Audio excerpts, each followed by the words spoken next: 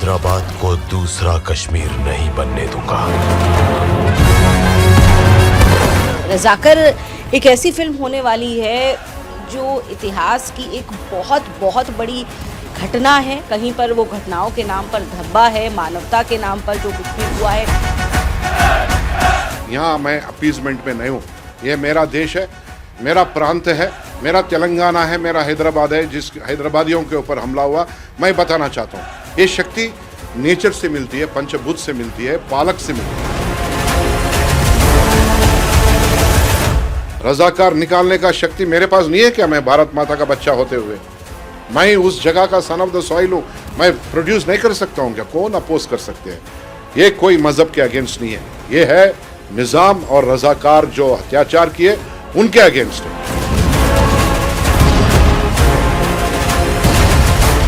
कुछ फिल्में अपने नाम के साथ ही विवाद लेकर आती हैं, सवाल लेकर के आती हैं और कई बार ये बवाल में बदल जाता है।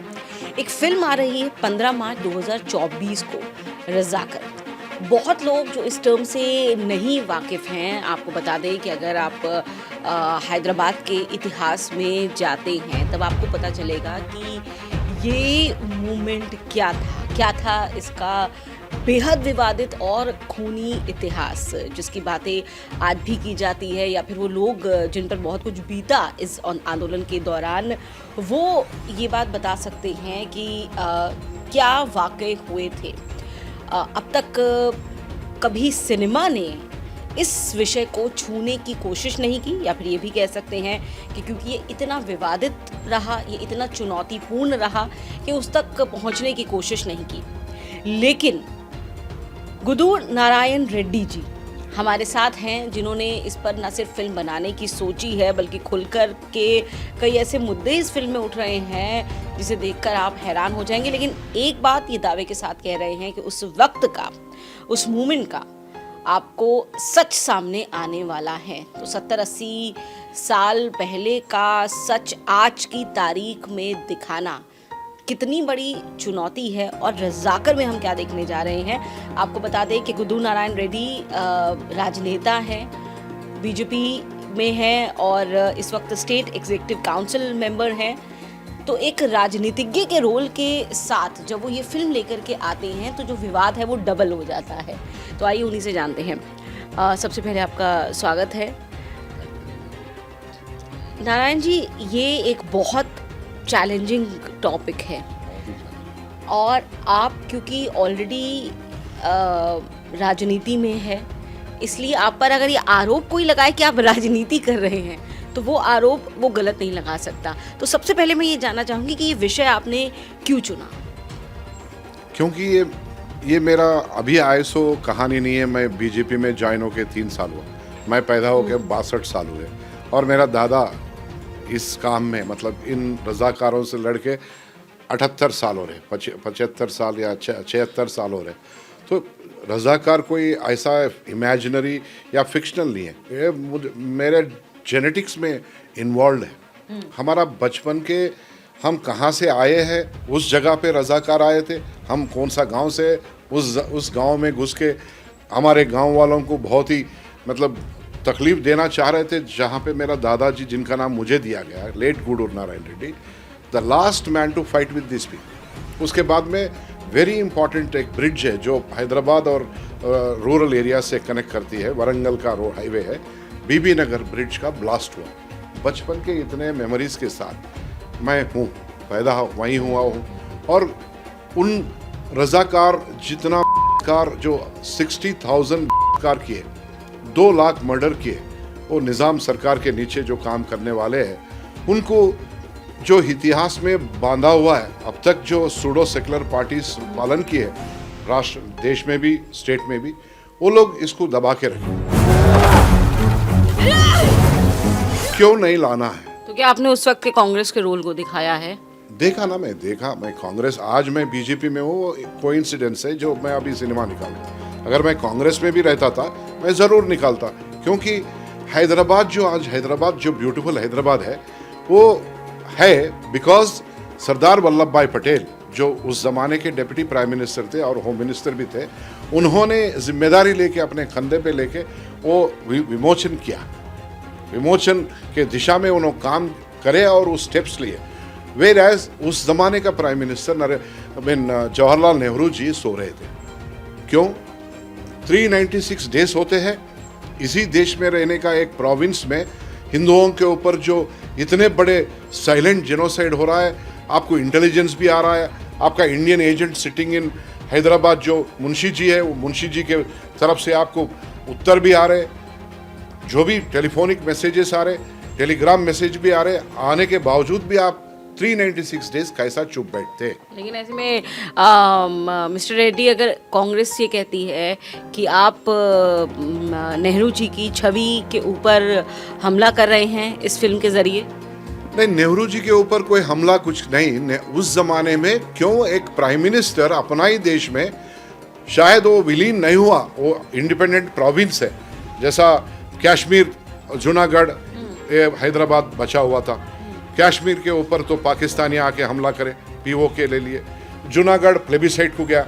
ये स्टैंड स्टिल अग्रीमेंट जो गवर्नमेंट ऑफ इंडिया और ये हैदराबाद स्टेट के बीच में हुआ, आपको स्टेट स्टैंड स्टिल अग्रीमेंट को वायलेशन किया, क्यों एक्शन नहीं ले सकते आप? क्योंकि आपको पेशेंस नहीं था, आप दूसरे व्यवहार में बिजी थे। Whereas Sardar Vallabh Bhai Patel, the person who is called as the iron man of India, the unifier of India, सिर्फ वही काम कर रहे थे। वो जो स्टैच्यू आज अहमदाबाद में है, वो हैदराबाद में रहना चाहिए। मैं तो ज़रूर बनाऊंगा, उससे बड़ा स्टैच्यू बनाने की कोशिश करूंगा, क्योंकि वो फादर ऑफ हैदराबाद है। वो आयरन मैन ऑफ इंडिया के सिवा मोस्ट इम्पॉर्टेंट एंड रेवर्ड अगर किसी को अगर देना है तो वो इनको देना है, सरदार वल्लभ भाई पटेल।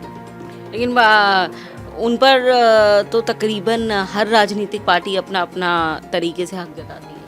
वो जताती है, क्योंकि जो आदमी सीधा बात करने वाला है, अब मैं सीधा बात करने वाला हूँ।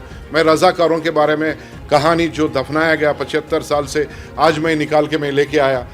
कौन क्या क्या करे, कितने हिंदुओं को मार दिए, कितने हिंदू महिलाओं के ऊपर अत्याचार किया, बाप के सामने बेटी को और सास और ससुर के सामने बहू को और मियाँ के सामने बीवी को ऐसा बलात्कार ओपन करके फिर घास में डाल के जलाए गए।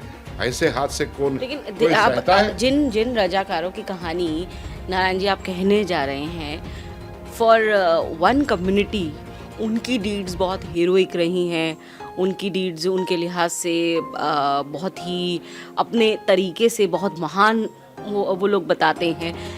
क्या ये एक कॉन्फ्लिक्ट है दो कम्युनिटीज़ के बीच जो इस फिल्म में दिखाया जाना है? क्योंकि ये बहुत बड़ा चैलेंज हो जाता है जब आप ऐसे मुद्दों पर फिल्म बनाते हैं कि किसी जो दूसरी कम्युनिटी है उसे ये ना लगे कि ये पूरी कम्युनिटी के खिलाफ है। जब तक कोई भी आदमी ऐसा कम्युनिटी कहता है तो कम्युनिटी आप पीछे ही जाते हैं। ये कम्युनिटी आपका, मेरा कम्युनिटी मेरा। आपको कौन हक दिया मेरे कम्युनिटी पे हमला करने का? आपके राज्य में, आपके स्टेट में है बोल के आप मनमानी आप कर सकते हैं हिंदुओं के ऊपर स्पेशली। क्यों किया? वो तुर्किस्तान बनाना चाहा, वो उस्मानिस्तान बनाना चाहा, उसको पाकिस्तान से जोड़ना चाहा, वो मीर उस्मान अली पाशा द 7th निज़ाम।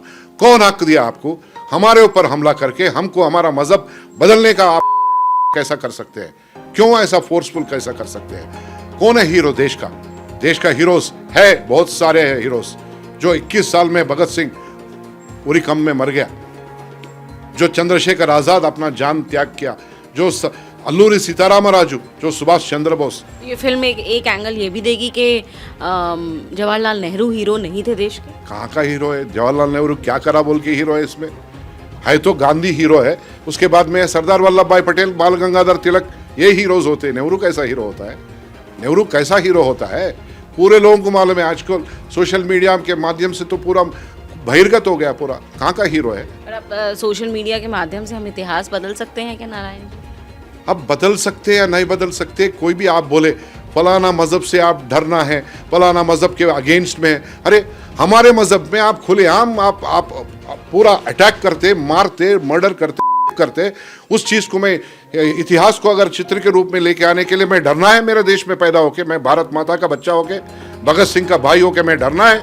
नरेंद्र मोदी जी के जैसा प्राइम मिनिस्टर के पालन में इस भारत में रहते हुए मैं डरना है? ऐसी फिल्में हम देख रहे हैं नारायण जी। आप केरला स्टोरी की हम बात करते हैं, कई और बीच में ऐसी फिल्में आई जब ये कहा गया कि अगर ये वाला दौर ना होता तो ऐसी फिल्में ना आ पाती। So now coming to your film Razakar, ये जो वक्त है, क्या ये सूटेबल वक्त है ऐसी कहानियाँ सामने आने का, या ऐसे मुद्दों पर फिल्म बनाए जाने का? यही सिनेमा को मैं लास्ट अक्टूबर सितंबर में रिलीज करने गए तो बोले, फिर यही फिर प्रश्न आ रहा है। तो इस देश में आप कब क्या करना है, according to the rules, law of the land follow करते हुए आप कोई रोक सकता अपने को? But Narayan ji, law of the land has not changed for the films. So why not such films which talk so aggressively about the issues which were challenged by one community against another community? ऐसी फिल्में इतने सालों में क्यों नहीं बनी इतनी सारी जितनी अभी आ रही हैं? Is it because the BJP factor? I don't think so, because public में एनलाइटनमेंट आया और शक्ति आया। एक सूडो सेकुलरिस्ट रूलर्स नहीं है अभी। सूडो सेकुलरिस्ट रूलर क्या होता है? अपीजमेंट में जाता है। यहाँ मैं अपीजमेंट में नहीं हूँ। ये मेरा देश है, मेरा प्रांत है, मेरा तेलंगाना है, मेरा हैदराबाद है, जिस हैदराबादियों के ऊपर हमला हुआ। मैं बताना चाहता हूँ, ये शक्ति नेचर से मिलती है, पंचभूत से मिलती है, पालक से मिलती है। वो पालक आज नरेंद्र मोदी है, सर्कमस्टेंशियल है। वो रूलर है जहाँ पे हम मतलब निर्भय के साथ हम काम कर सकते हैं। क्यों कश्मीर फाइल्स आया, क्यों केरला स्टोरी आया, अब क्यों ये रजाकार आया? रजाकार निकालने का शक्ति मेरे पास नहीं है क्या? मैं भारत माता का बच्चा होते हुए मैं उस जगह का सन ऑफ द सॉइल हूँ, मैं प्रोड्यूस नहीं कर सकता हूँ क्या? कौन अपोज कर सकते हैं? ये कोई मजहब के अगेंस्ट नहीं है, ये है निज़ाम और रजाकार जो अत्याचार किए उनके अगेंस्ट है। अगर आप अगेंस्ट बोल के अगर कोई लोग सोचे तो it is your way of thinking बोल के बोलता हूँ। आपका सोचने का तरीका बदलो। Narayan ji, being a politician, जब आप ये इशू इस वक्त लेकर के आते हैं और वो भी चुनावी साल में लेकर के आते हैं, तो ये लोगों को समझाना, कन्विंस करना बड़ा मुश्किल है कि ये प्रोपेगेंडा नहीं है। रीमा जी, 60,000 murders, I mean 60,000, 2 lakh murders is not ordinary. It is a history, it is an happening, it is an event or events.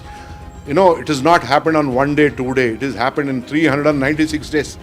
जब भारत में स्वातंत्र्य आने के बाद तिरंगा अगर कोई हैदराबाद प्रोविंस में कोई हाथ में पकड़ के चलने की कोशिश करे तो उनको लाठियों से मारे और बंदूकों से शूट करे। ये देश कौन सा है? अफगानिस्तान है या खबरस्तान है? ये भारत है। भारत में एक हिस्सा में रहते हुए एक प्रोविंशियल हेड ऐसा काम करने का हक कौन दिया आपको? आपका भगवान दिया या आपका कोई दूसरा, आपका जो जिस मजहब को आप चाहते हैं आप उन्होंने दिए क्या? वो बोलते हैं क्या ऊपर वाला कोई भी मजहब के हो दूसरे के ऊपर हमला करो बोल के बोलते क्या? आज तक कोई किया वैसा काम? कोई हिंदू राज कोई किया? क्यों वही ओनली निज़ाम किया?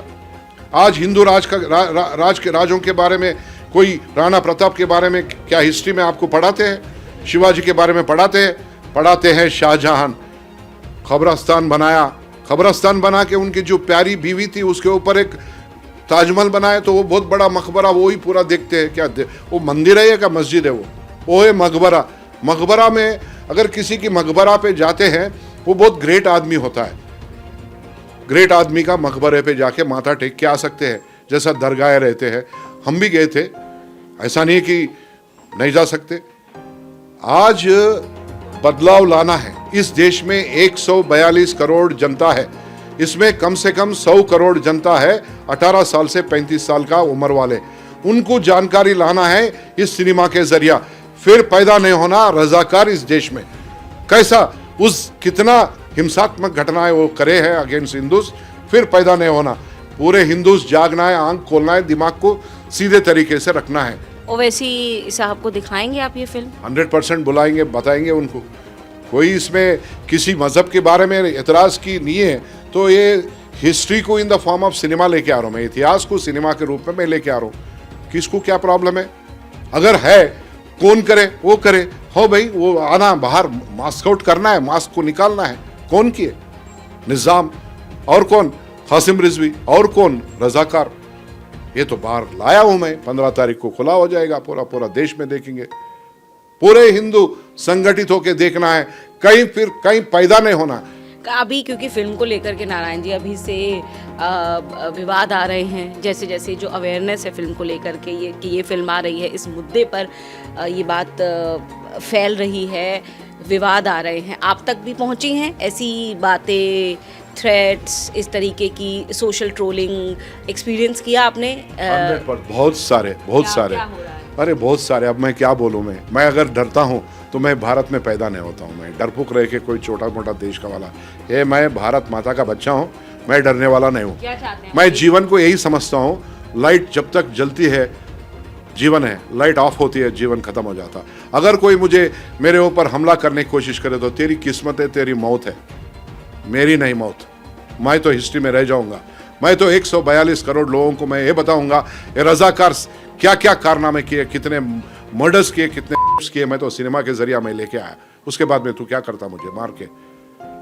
तेरा सोच है, तेरी मौत है, तेरी सोच तेरी मौत है बोल के मैं सोचता हूँ। मेरे ऊपर हमला तो मेरे भारत माता के ऊपर हमला हो जाता है, समझे ना?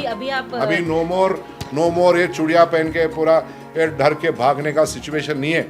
जो भी है आगे आ जाओ, आपका मजहब के बारे में आप देखो, मेरा मजहब के बारे में मैं देखता हूँ। कोई किसी के ऊपर हमला नहीं करेगा। भारत माता के बच्चों के जैसा जिएंगे, गंगा जमुना तहजीब में हम रहेंगे, आगे बढ़ेंगे। आने वाले पीढ़ियों को भी यही सिखाएंगे, यही बताएंगे कि हम सब मिलके जी आगे जाएंगे। कोई अभी नहीं है इधर। इस फिल्म का जो सब्जेक्ट है वो सीधी सी बात है कि कई दूसरी तरीके के इमोशंस लेकर के आता है। कईयों के लिए मुद्दे हैं, कईयों के लिए ये कॉन्फ्लिक्ट है, कईयों के लिए प्रोपेगेंडा है या एजेंडा है। क्या आपकी जो पार्टी है बीजेपी, उसके आला कमान तक ये पहुंचा कि ये फिल्म बनी है? क्या आपने गृह मंत्री, प्रधानमंत्री तक ये संदेश पहुंचाया? डू दे नो कि this film is being generally known, जो देश में हो रहा है वो भी ऐसे सिनेमाज जनरली टॉपिक होता है, मीडिया का जरिया तो पहुंच ही जाता है। तो मैं तो, मेरे लिए एक्सेस तो नहीं है, ना प्रधानमंत्री के पास एक्सेस है, ना गृह मंत्री के पास एक्सेस है। तो ये तो मैसेज तो जाता है, क्योंकि ऑर्गेनाइजेशन से, department. What was your parties reaction? अभी आपके जो आसपास के हैं कार्यकर्ता, जो लोग आपके साथ काम कर रहे हैं, व्हाट वाज देयर रिएक्शन? बोले अरे बहुत अच्छा काम कर रहे हैं यार, कोई नहीं करे सो, बिकॉज 75 साल हुआ ये कांड होके, मतलब थाउजेंड्स ऑफ कांड होके, लेकिन कोई इसका सिनेमा लेके आने का सोचा नहीं। ये नया जनरेशन को पता चलाना है तो हम उनको बताना है तो बहुत जरिया आप अच्छा लिए। किताब लिखे नहीं या नहीं कोई डॉक्यूमेंट्री नहीं निकाले, सिनेमा निकाले, वो भी हाई क्वालिटी सिनेमा। तो ये कुछ ऐसा है कि जैसे कश्मीरी पंडितों के साथ जो कुछ हो रहा था वो लोग जानते थे, जो कुछ हुआ वो लोग जानते थे, लेकिन बहुत लंबे अंतराल के बाद जब कश्मीर फाइल्स आई तब लोगों ने जिस तरीके से खुलकर उस पर रिएक्ट किया और उस पर बात करनी शुरू हुई उसके बाद में, वो उससे पहले कभी नहीं हुई थी। तो क्या जाकर एक वक्त में जो कुछ हुआ था 1948 में, अब जो कहानी, हाँ, अब जो कहानी लेकर के आ रही है लगभग हिसाब आप लगा लीजिए 75 साल के बाद, तो ये एक ऐसी चिंगारी होगी जो वाकई में उस वक्त हुई घटनाओं को जिस तरीके से अब दिखा देगी, और फिर हम देखेंगे कि वाकई में कुछ कश्मीर फाइल्स वाला जो इफ़ेक्ट है वो देखने को मिलेगा उस घटना को लेकर, क्योंकि अब तक किसी ने बात नहीं की है खुल करके 75 सालों में इस मुद्दे पर। ये सब सिनेमा को बीट करेगा, कश्मीर फाइल्स और ये क्या अपना केरला स्टोरी, क्योंकि ये जो हाई बजट मूवी है, क्योंकि नौजवानों को देखना है सीजी है क्या, क्योंकि 1947-48 को क्रिएट करना है। ऐसा नहीं कि जो एक ड्राइंग डाल दिए, हर्बेरियम शीट पे डाल दिए, बस डाल दिया, ऐसा नहीं। This is a creativity, it is a historical fantastic movie which I have produce. मैं बहुत सारे सैक्रिफाइसेस किया, बहुत सारे जायदाद बेच दिया, कोई 1 रुपया मेरे को कहीं से सेव मतलब नहीं मिला, दिए हमारे मित्र भी दिए, लेकिन बहुत high quality high budget cinema without big face, कोई हीरोइन नहीं, कोई हीरो नहीं। इसमें कैरेक्टर आर्टिस्ट को लिया हूँ, बहुत अच्छे आर्टिस्ट है, वो उसमें जिए हैं, शायद वो निज़ाम के रूप में हो, चाहे वो सरदार वल्लभ भाई पटेल के रूप में हो, चाहे वो कासिम रिजवी के रूप में हो।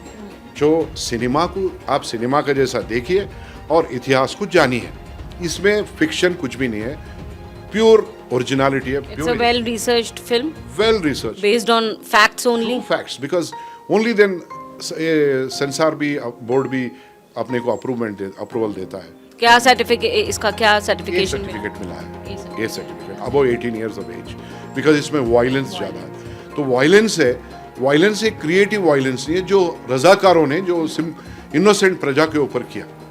पब्लिक रिवोल्ट कैसा था, कौन कौन इसके पीछे थे, कितने कितने दर्द भरे हुए एपिसोड्स हुए, ये चीज़ को हम बताएं। और इसका आफ्टर इफेक्ट्स झेलने के लिए तैयार हैं आप? 100%। मैं कौन सा डरता हूँ, मैं भागता नहीं कहीं, मैं वहीं खड़े रहूँगा, हैदराबाद में ही जीऊँगा, मैं कहीं नहीं जाऊँगा। और बीजेपी के लिए स्पेशल स्क्रीनिंग होगी? अब मैं सबके लिए बोलाऊँगा। अभी हमारा पास तेलंगाना में हमारा मुख्यमंत्री कांग्रेस का है रेवंत जी, उनको भी मैं बुलाऊँगा और असद जी को भी बुलाऊँगा, बुला के देखो बोलूँगा मैं आ जा। जगन रेड्डी को भी बुलाएंगे?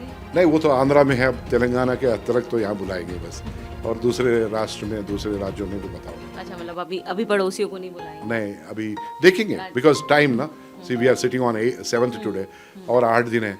8 दिन में बहुत सारे काम है, कहीं कहीं जाना है, बहुत सारे लोगों से मिलना है, आप जैसे लोगों से भी मुलाकात करना है। बहुत सारे लोग बुलाए, अरे हमारा टीवी में आओ, हमारा टीवी में आओ, क्योंकि ये विवादास्पद ऐसे एपिसोड हमारे भी टीवी में बताना है बोल के सबको रहता ना। तो उम्मीद यही करते हैं कि जब दरअसल इतिहास कहा जाता है कि इतिहास जब लिखा जाता है तो उस वक्त के विजेता की नज़र से लिखा जाता है, वही दृष्टिकोण होता है जो आगे जाता है।